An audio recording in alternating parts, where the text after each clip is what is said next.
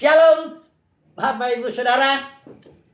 Kita meneruskan studi kita kristalisasi masih di kitab Keluaran, dan kita sudah masuk kepada tema ini, tema besar ya dalam kitab Keluaran itu, di mana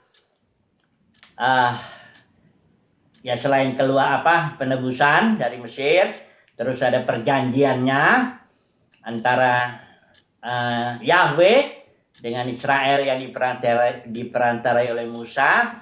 Kemudian ada ibadahnya, ibadah dari perjanjian lama ini. Ini harus saya garis bawahi, ibadah dalam perjanjian lama itu sudah lengkap dengan kemah sucinya, jabatan-jabatan yang ada di sana, imam ya, bantu suku Lewi, ada juga di sana peraturan-peraturan korbannya, membuat kemah juga itu tidak boleh sembarangan. Ya, Musa ketika membuat itu dikasih lihat contoh di atas gunung itu. Ya, jadi tak boleh ada yang sembarangan. Karena ini ibadah ini artinya kita menghadap kepada Tuhan, menyembah kepada Tuhan. Ada aturan main, ya. Salah aturannya itu mati, ya. Kayak Nadab dan Abihu. Dia jabatannya imam, membantu bapaknya Harun itu, dan dia mempersembahkan api yang asing, Alkitab bilang. Dan akibatnya mereka mati, ya. Jadi bukan perkara ringan lah ibadah ini ya. Kemudian nanti kita harus lihat, karena ini sebentar kita akan melihat juga aplikasi dalam setiap tema nanti kita. Hari ini tema kita khusus tutup dada. Keputusan, kalau Alkitab bilang itu bahasa Indonesia ya. Sebenarnya bahasa Inggrisnya dibikin breastplate of judgment. Jadi nanti kita bahas itu. Itu yang akan kita bahas, tapi kita nanti akan melihat bahwa ibadah dalam konteks perjanjian baru, yaitu antara El Elyon dengan umat pilihan Tuhan, umat percaya yang diperantarai oleh Yesus. Ini sangat-sangat berbeda. Saya sudah jelaskan, bilang Yesus datang ke muka bumi ini dia untuk, ya pertama tentu dia untuk menyenangkan Bapa, juga dan menghancurkan iblis, kemudian memberikan life kepada manusia. Tapi yang jelas dia datang itu juga menggenapi semua hukum, ya, aturan-aturan, karena semuanya ini ibadah perjanjian lama itu hanya berupa simbol, ya, digenapi oleh Yesus yang adalah realitanya itu. Maka hukumnya di sini, kalau di sini hukum-hukum simbol Taurat, jadi segala peraturan ketetapan, dan masuk hari raya, semua Paskah, Pentakosta dengan tabernakel, semuanya itu. Penggenapannya di sini dalam roh dan kebenaran. Realitanya yaitu Yesus sendiri sebenarnya. I am the reality, kata Tuhan Yesus. Ibadah dalam perjanjian baru itu, ibadahnya udah dalam roh dan kebenaran, dalam realita. Ya. Kalau denominasi yang sekarang saya harus mengatakan dulu pembukaan ini, denominasi itu adalah campuran dia, nggak jelas. Apakah dia menurut aturan hukum Taurat ini Yudaisme, ataukah dia campuran atau dia mengikuti hukum roh, aturan roh ya, atau realita. Jadi dia di tengah. Karena sebagian hukum-hukum sini, terutama hukum perpuluhan, buah sulung, tahu hukum apapun juga, hukum dalam bait sucinya, ibadah tetap mereka bilang harus di gedung ini, gedung itu dan sebagainya. Ya. Tapi juga yang masukkan yang ini, mengikuti pimpinan roh katanya, ya, sehingga bercampur dia. Nah, kita mau belajar hari ini dan terus beberapa tema ini untuk dengan jelas memilah-milah, ya, harus dengan jelas membedakan ini mana ibadah perjanjian lama, mana ibadah perjanjian baru yang merupakan penggenapan dari perjanjian lama. Nanti kalau yang kita ibadah perjanjian lama, hari ini kita mau bicara pakaian imam, khususnya tutup dada pernyataan keputusannya itu. Nanti kita aplikasikan ini sebenarnya tutup dada pernyataan keputusan ini apa dalam perjanjian baru. Karena kita ini gereja itu imam-imam juga, ya. Imam-imam, raja-raja, tapi menurut aturan Melkisedek. Makanya nanti ini bukan aturan Harun. Kalau menurut aturan Harun pakai, wah itu ribet juga. Peraturannya banyak sekali, ya. Nah, jadi ini dulu pembukaan ini ya.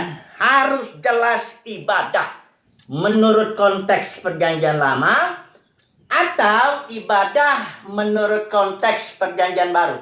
Makanya harus jelas dulu perjanjiannya. Makanya saya harus mengulang sedikit ya. Sebelum saya masuk nanti ke detail-detailnya. Ibadah perjanjian lama juga detailnya banyak. Nah, jadi sebelum kita ribet masuk ke dalamnya itu, kita harus lihat gambar besarnya dulu. Ya. Gambar besarnya kalau ini perjanjian lama itu antara Yahweh dengan Israel diperantarai Musa yang 1500 tahun sebelum Yesus datang. Kemudian Yesus datang, dia menggenapi yang ibadah ini semuanya ini, ya, yaitu ibadah dalam roh dan kebenaran. Yaitu hukumnya kalau yang ini perjanjiannya itu El Elyon dengan umat pilihan Tuhan di perantara Yesus itu, ya. Perjanjian di sini perjanjian baru, ini perjanjian lama. Kemudian hukum dalam perjanjian lama itu termasuk hukum-hukum ketetapan peraturan itu disebut Taurat. Kemudian di sini hukumnya adalah hukum hayat, hukum roh, ya. Nanti imamnya di sini gimana, imam di sini gimana? Karena ini sebenarnya ini kan penggenapan. Jadi sebenarnya sama, hanya bukan sama. Istilah Ibrani itu better, lebih baik ini. Ya, Yesus juga dia masuk kepada kemas sejati, mempersembahkan bukan darah hewan tapi darahnya sendiri. Nah, ini bagaimana? Sementara kita ini sebagai imam, nanti kita lihat. Pelan-pelan ya, karena ini begini, sudah dicampur aduk dalam dunia kekristenan ini ibadah jenis konteks perjanjian lama dan konteks perjanjian baru. Jadi kacau. Ya. Bagaimana kalau udah beraduk-aduk begitu? Perjanjiannya pun beraduk-aduk, hukumnya beraduk-aduk, ibadahnya beraduk-aduk. Bagaimana kita mau berfungsi sebagai imam? Cobalah kalau ditanya orang Kristen. Gimana kamu jalannya berfungsi sebagai imam? Ya harus tahu dulu imam perjanjian lama itu kayak gimana. Karena ini penggenapannya. Perjanjian baru itu penggenapan dari perjanjian lama. Jadi imamnya itu harus penggenapannya bagaimana? Ya, itu harus jelas supaya kita bisa nanti. Sebenarnya Tuhan Yesus datang itu juga menjadikan kita imam-imam dan raja-raja. Nanti kita lihat ya. Oke lah, jadi barangkali saya pendahuluan ini agak saya berusaha mengulang-ulang karena supaya kita lihat gambar besarnya dulu. Saya nggak mau kalau belajar tuh langsung detail-detailnya. Kalau belajar itu selalu kita lihat outline-nya dulu, gambar besarnya dulu, oke. Setelah itu baru kita masuk. Kalaupun detail-detailnya kita nggak paham sepenuhnya, nggak apa-apa. Karena belajar itu sumber hidup. Nggak mungkin juga kita paham seluruh detail-detail ibadah perjanjian lama itu dan bagaimana penggenapannya dalam perjanjian baru. Tentu tidak bisa kita paham.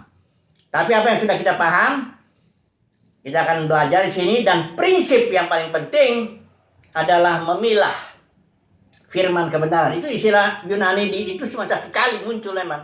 Orthotomeo. 2 Timotius 2 ayat 15. Artinya rightly dividing the word of the truth. Dengan tepat memilah firman kebenaran. Ya. Firman kebenaran untuk perjanjian lama, firman kebenaran untuk perjanjian baru itu dengan tepat mesti dipilah, jangan diaduk. Dunia Kristenan sudah menjadi Babel, artinya aduk. Kacau balau, ya. Enggak juga perjanjian lama imam menurut aturan Harun, enggak juga imam menurut aturan Melkisedek. Jadi kacau dia. Mudah-mudahan pelajaran kita ini membuat, ya saya yakin ini memang hanya untuk umat pilihan Tuhan aja. Dia bisa akan berfungsi sebagai imam, ya, menurut aturan Melkisedek. Oke. Sekarang kita coba dulu lihat ya, mundur dulu sebentar. Kita ke keluaran ini ya. Keluaran yang 19 itu untuk bisa memahami sebenarnya perjanjian itu apa isinya perjanjian lama itu. Di sini jelas sih Keluaran 19 ayat 5 ini bersyarat ini. Jika kamu sungguh-sungguh mendengarkan firman-Ku, kata Tuhan, dan berpegang pada perjanjian-Ku, maka pertama kamu akan menjadi harta kesayanganku. Artinya dia menjadi imam ini sebenarnya. Karena dikatakan seluruh bumi milikku. Apa hubungannya harta kesayangan dengan seluruh bumi milik Tuhan? Artinya engkau akan menjadi spesial sebagai imam untuk membawa Yahweh kepada bangsa-bangsa, seluruh bangsa, dan bawa seluruh bangsa kepada Yahweh. Karena ini pun juga sifat dasar dari perjanjian Abraham. Ini perjanjian lama ini yang diikat Yahweh dengan Israel kan sambungan daripada perjanjian Abraham, Ishak, Yakub itu. Nah ini satu ini. Yang kedua, kamu akan menjadi bagiku kerajaan imam. Artinya engkau akan menjadi raja-raja seluruh suku Israel ya, raja-raja dan imam-imam. Begitu juga gereja. Dalam surat Petrus dibilang engkau juga akan imamat yang rajani. Kerajaan raja-raja dan imam-imam. Kemudian dikatakan ini bangsa yang kudus. Ya, kudus itu artinya dipisahkan untuk suatu maksud tertentu. Dipisahkan dan hanya dipakai oleh Tuhan saja. Untuk maksud-maksud Tuhan, rencana Tuhan, kehendak Tuhan, itu artinya dikuduskan. Nah, ini dia perjanjian itu, ya. Datanglah baru hukumnya, ya, ditulis dalam loh batu. Nah, sekarang kita coba langsung kita masuk ke dalam pasal yang bicara tentang pakaian, ya. Sebenarnya ini konteksnya harus kita belajar maunya. Kita akan belajar nanti seluruh peralatan bait suci itu juga, kemah suci.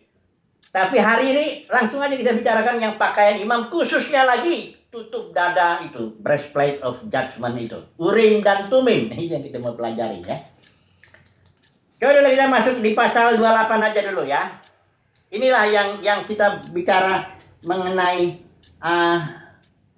tutup dada, pernyataan keputusan ya. Coba dulu ya, kita baca dulu. Ini emang sih sebenarnya saya pikir-pikir ini entah berapa season ini harusnya ini sebenarnya ya. Tapi selalu saya akan tidak mau masuk ke dalam detail sebelum saya bicara dulu secara outline-nya, garis gambar besarnya dulu. Tadi udah ya, saya anggap aja udah cukuplah itu gambar besarnya. Besok nanti kalau kita masuk ke dalam tema-tema ini, ibadah PL dan penggenapannya, selalu kita akan ulang-ulang gambar besarnya itu, ya, supaya kita tetap paham. Oke, kita lihat dulu Keluaran pasal 28 ayat yang ini sebenarnya dari ayat ke-15 ini sampai ke ayat 30 ya. Itu bicara tentang tutup dada ya. Pernyataan keputusan. Ini kalau saya baca dulu ya. Haruslah engkau membuat tutup dada pernyataan keputusan. Ya. Inilah yang dibilang ini breastplate of judgment. Ya. Nah, itu bikinnya kayak gimana? Ya. Bentuknya dia breastplate itu tutup, bentuknya kotak begini. Ditaruhnya di sini di jantungnya Harun, ya. Nanti di kotak-kotaknya ini ada sebagian tulisan suku-suku Israel menurut urutan kelahirannya. 6 sebelah kiri, 6 sebelah kanan. Di bawah lah itu kalau Harun imam besar itu mau masuk, dia harus memberikan persembahan korban. Kalau korban itu dia masuk ke ruang Maha Kudus itu hanya sekali setahun. Tapi dia terus masuk ke dalam ruang kudus, memberikan ke dalam kemah suci juga. Nanti kan di situ ada kemah suci ini ada, nanti kita bahas sih satu-satu. Ini ada bejana korban bakaran, ya, yang dari tembaga ini penghakiman. Kemudian ada bejana pembasuhan. Sudah gitu ruang kudusnya di sini ada juga 3. Ada meja roti sajian, unjukan, ada kandil, ada juga mezbah dupa. Masuk lagi ke ruang kudus, Maha Kudus. Nah, itu ada tabut perjanjian. Jadi imam ini ketika melayani, dia pakai pakaian lengkap, di situ ada tutup dada. Pernyataan keputusan atau breastplate of judgment. Yang ada nama-nama orang Israelnya itu di situ. Nah, nanti kita lihat dulu ayat 30 ya. Apa itu artinya? Kita lihat dulu di sini artinya apa, nanti baru kita lihat di dalam perjanjian baru tuh kita sebagai imam apa itu ya. Mari kita lihat ayat 30. Saya baca ya. Pakai lain nih. Dan di dalam tutup dada pernyataan keputusan itu haruslah kau taruh Urim dan Tumim. Nanti kita lihat ya apa maksudnya ini. Haruslah itu di atas jantung Harun. Apabila yang masuk menghadap Tuhan, ya, melakukan ritualnya itu, Harun harus tetap membawa keputusan bagi orang Israel di atas jantungnya di hadapan Tuhan. Nah, kita mau lihat dulu apa sebenarnya Urim dan Tumim. Ya. Istilah Ibrani Urim itu artinya light, terang, tapi bentuknya jamak. Jadi ditutup dada itu seperti kantong. Ada yang namanya Urim, ada yang namanya Tumim. Kadang-kadang Tumim ini ada beberapa ayat yang tidak disebut, hanya Urim aja. Baju imam itu baju efod namanya, lengkap dari atas ke bawah itu. Nah, di dalam istilah Ibrani Urim itu artinya terang, atau counsel, judgment, atau prophetic guidance. Artinya Urim itu simbol daripada nasihat Tuhan, penghakiman Tuhan, pimpinan yang bersifat profetik. Makanya kalau orang mau ingin tahu kehendak Tuhan tuh dia melihat, dia pakai baju efod, itu baju imam. Nah, nanti ada urimnya itu. Di situ orang bisa tahu apakah harus berperang dengan dia atau harus ke kiri atau ke kanan. Karena itu urim itu simbol daripada nasihat, penghakiman, dan pimpinan profetik. Ya. Sementara istilah Ibrani Tumim itu artinya perfection atau complete truth. Artinya kesempurnaan. Ya. Kesempurnaan artinya kalau Tumim itu. Jadi kalau Yesus sebagai imam besar atau Harun, itu artinya dia itu harus, dia kan bawa itu nama-nama itu. Dia membawa ini untuk supaya Israel itu mendapatkan nasihat. Imam-imam itu supaya Israel mendapatkan penghakiman, penilaian Tuhan, bahkan pimpinan Tuhan. Itu harus dibawa terus. Jadi kalau Harun masuk kepada kemah suci, itu dia nggak masuk untuk dirinya, enggak. Dia mewakili dia imam. Karena imam itu perantara, membawa Yahweh, nasihat Yahweh secara khusus, penghakiman Yahweh, pimpinan yang profetik dari Yahweh kepada umat, dan membawa umat ini juga. Makanya ditaruhnya di jantungnya Harun, supaya imam itu artinya dengan kasih dia bawa Israel itu ke hadapan Tuhan. Demi kepentingan Israel. Agar jangan murka Tuhan jatuh kepada Israel itu. Inilah imam itu fungsinya. Membawa perantara. Ya bisa dibilang begitu ya. Tapi bukan cuma Urim aja. Ada Tumim itu artinya complete truth. Ini imam ini juga memberikan apa ya? Mengajarkan atau mengalirkan kebenaran juga kepada umat Tuhan. Ya. Bukan hanya nasihat atau pimpinan atau penghakiman. Penghakiman ingat ya, selalu positif maksudnya ya. Yesaya 26:9 mengatakan apabila Tuhan menghakimi bumi, bumi akan mengenal kebenaran. Jadi positif dia. Penghakiman Tuhan itu, ya. Untuk pemulihan. Nah, jadi imam-imam itu datang, ya. Ada aturannya, nanti kita lihat di aturan imamat ya. Coba dulu ya. Ini 5 menit lagi. Atau kita langsung aja dulu aplikasikan. Bagaimana sih sebenarnya kalau imam-imam dalam perjanjian baru? Karena kita ini imam-imam juga. Nah, artinya ini apa? Kalau imam ibadah perjanjian lama, ingat ya. Kalau ibadah perjanjian lama, kemah sucinya harus sesuai dengan yang aturannya yang di Alkitab ini. Tidak boleh. Ya. Bahannya pun harus dari emas. Kalau emas, emas. Kalau dari tembaga, tembaga. Kalau dari perak, perak. Karena ada artinya semuanya. Kayunya juga nggak jelas. Kayu penaga atau akasia. Kayu yang keras itu. Karena kayu itu simbol manusiawi, maka emas itu simbol Tuhan. Kalau tembaga itu simbol daripada penghakim. Makanya kalau yang di tembaga itu yang di luar itu meja korban persembahan tembaga itu. Karena itu disitulah anak domba itu disembelih. Itulah di situ penghakiman Tuhan itu berlaku. Untuk kita juga itu udah kita bahas ya Paskah itu. Oke, coba dulu kita lihat dulu aplikasinya dulu langsung lah ya. Itu imam menurut perjanjian lama ya, nggak mungkin lagi kita ngerjain itu ya. Gereja jangan urus-urus. Bagaimana mau beribadah menurut ibadah perjanjian lama? Nggak mungkin lah ya. Mau bikin kemah suci, mau bikin itu dari emas semua, banyaknya minta ampun, harganya mahal itu emas semua. Belum tabutnya lagi, jadi nggak mungkin lah ya. Itu hanya simbol. Penggenapannya di sini apa? Itu gitu loh ya. Nah ini juga dalam dunia kekristenan, pakaian ya, pakaian pendeta ya. Itu ngikut-ngikut perjanjian lama tapi nggak full, palang tanggung. Pakaian pendeta nggak tahu pakai apa begini, di sini ada putihnya nih apa gimana, atau jubahnya begini, udah kayak aneh. Ini dari Katolik yang ikut-ngikut tapi nggak juga full, makanya palang tanggung ngikut. Dibilang ngikutin ibadah perjanjian lama enggak, dibilang nggak ikut ya ikut juga sedikit. Ini kan kacau dia begini. Mau ibadah tuh nggak boleh main-main, saudaraku. Ya, ibadah itu mati hukumnya kalau misalnya salah. Karena ini menghadap hadirat Tuhan. Kalau saudara datang ke presiden aja, itu ada aturannya loh. Nggak bisa main asal. Saya mau ngomong, mungkin kalau anaknya Pak Jokowi ya bisa aja. Barangkali juga ada protokolnya, nggak tahu lah saya. PD-nya nggak bisa sembarangan. Nggak bisa sembarangan menghadap presiden aja. Apalagi menghadap Tuhan yang pencipta langit dan bumi, mau sodok aja. Nggak bisa, ada aturannya. Ya. Nah, apakah imam di dalam perjanjian baru ini? Suruh perhatikan ya. Ini imam dalam perjanjian baru bukan aturan Harun. Jadi jangan dikaitkan sama sekali dengan ibadah. Baik kemas sucinya, baik pakaiannya, imam itu maupun korban-korbannya jangan. Karena korban di sini juga beda, nanti kita baca nih korban ucapan syukurnya lain ini ya.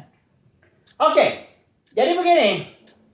Kita imam menurut aturan Melkisedek. Mengapa demikian? Karena Yesus itu imamnya menurut aturan Melkisedek. Makanya dia waktu pelayanan di bumi ini nggak ada mengait dengan bait suci.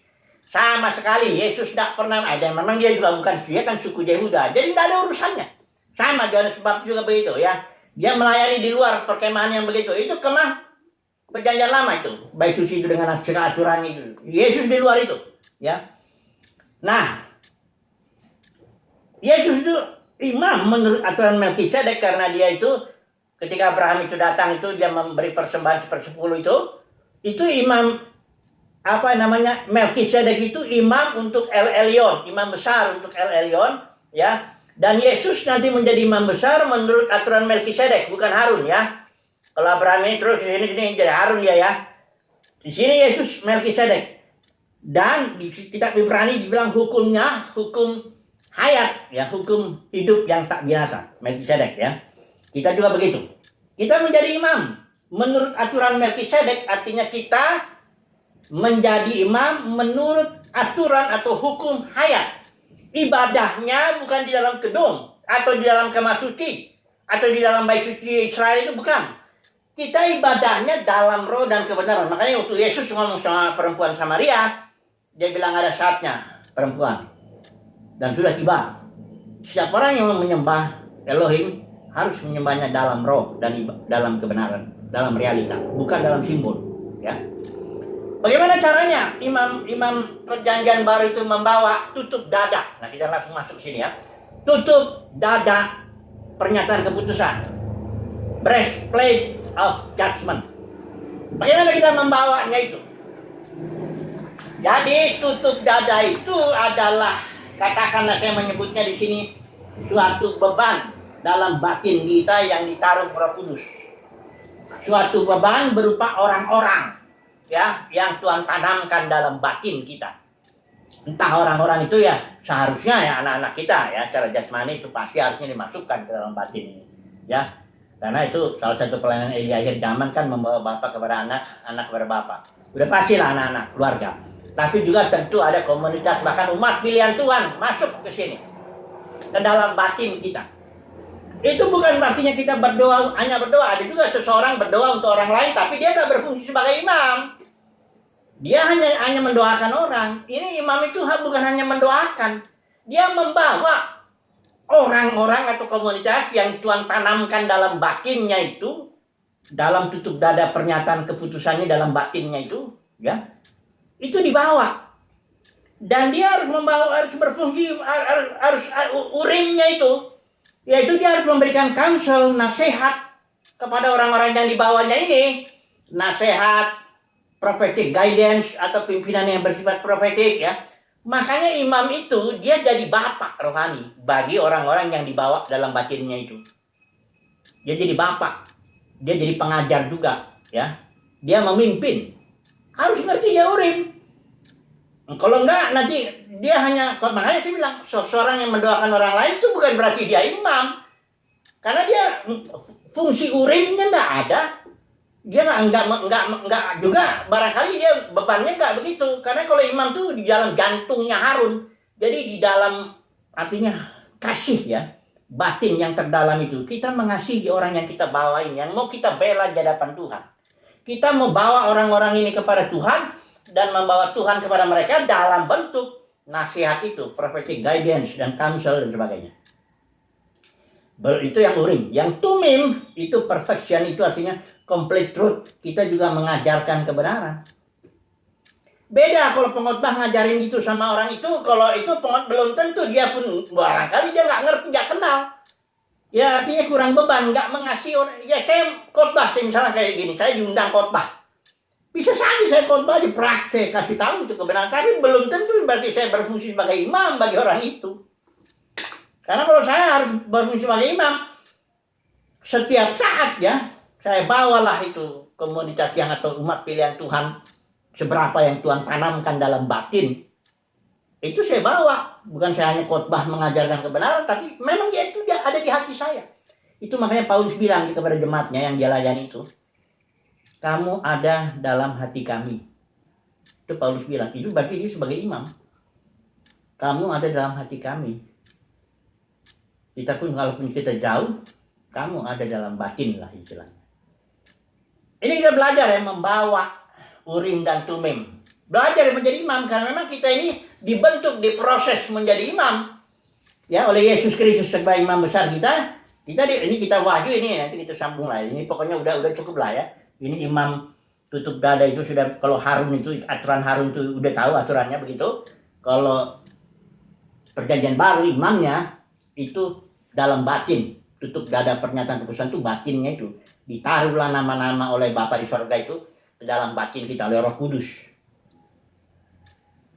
Itulah kita bawa tiap hari. Kita layani juga dia, karena kita imam itu membawa Yahweh juga kepada umat dan membawa umat kepada Yahweh. Itu aja dulu lah ya, nanti kita sambung lagi. Haleluya. Amin.